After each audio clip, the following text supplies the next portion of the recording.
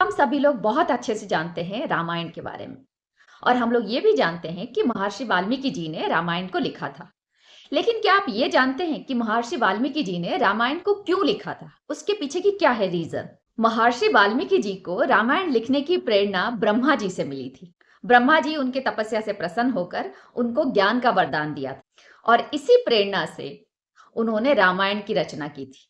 वाल्मीकि जी को आदि कवि भी माना जाता है क्योंकि उन्होंने संस्कृत भाषा में रामायण की रचना की थी।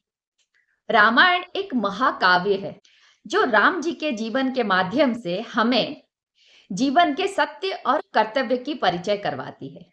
इसलिए रामायण को सबसे प्राचीन और सबसे प्रामाणिक रामायण माना जाता है।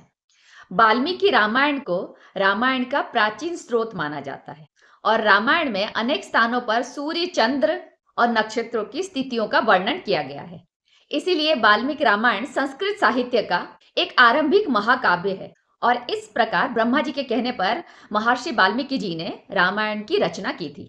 और ये रामायण जो हमारी पूर्वजों के जीवन के बारे में बताती है और राम जी के जीवन की महत्वपूर्ण घटनाओं को वर्णन करती है। इसीलिए ये कहानी हिंदू धर्म के एक महत्वपूर्ण ग्रंथ है और लोग इसे धार्मिक और साहित्यिक महत्व के रूप से मानते हैं। इसीलिए हिंदू धर्म में रामायण एक बहुत बड़ा ग्रंथ माना गया है।